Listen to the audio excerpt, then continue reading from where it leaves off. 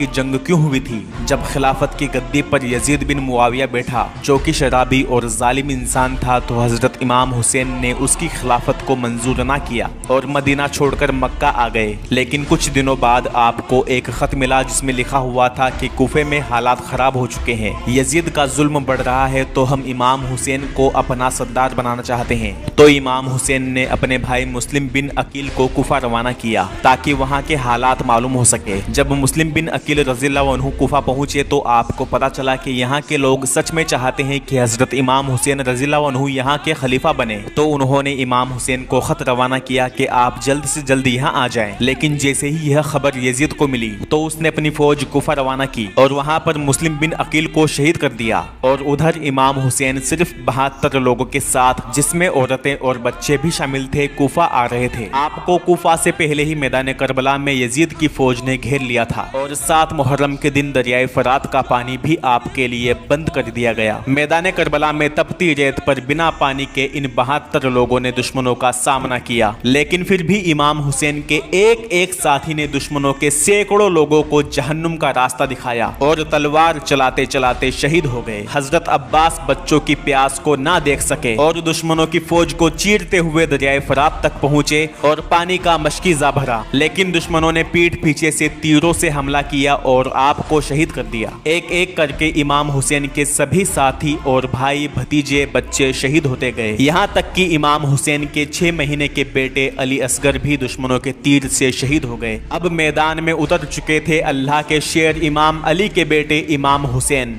कई दिनों से करबला की तपती हुई रेत पर भूखे प्यासे थे, लेकिन फिर भी मैदान करबला में ऐसा जलवा दिखाया कि यजीदियों की फौज गीदड़ों की तरह भागने लगी, क्योंकि सबको पता था कि ये मौला अली के बेटे हैं। जब उमर इब्ने साद ने देखा कि ये इमाम हुसैन हैं, तो उसने अपने सारे सिपाहियों को एक साथ भेजा, लेकिन वो सारे गीदड़ मिलकर भी अल्लाह के शेर इमाम अली के बेटे इमाम हुसैन का मुकाबला ना कर सके और वापस भाग गए। इतने में असर की नमाज का वक्त हुआ और कुर्बान हजरत इमाम हुसैन के नाम पर कि आपने जंग के मैदान में भी नमाज को नहीं छोड़ा। लेकिन यजीदियों को इसी लम्हे का इंतजार था और दुश्मनों ने हजरत इमाम हुसैन की गर्दन को जिस्म से जुदा करके आपको सजदे की हालत में शहीद कर दिया। यजीदी सोचने लगे कि हमने जंग फतेह कर ली। अरे काहे की फतह, झंडा तो आज भी करबला में इमाम हुसैन का लहराता है। क्या जलवा करबला में दिखाया हुसैन ने, सजदे में जासर कटाया हुसैन ने, नेज़े पर सिर था और जुबां पर आयतें, कुरान कुछ इस तरह सुनाया हुसैन ने।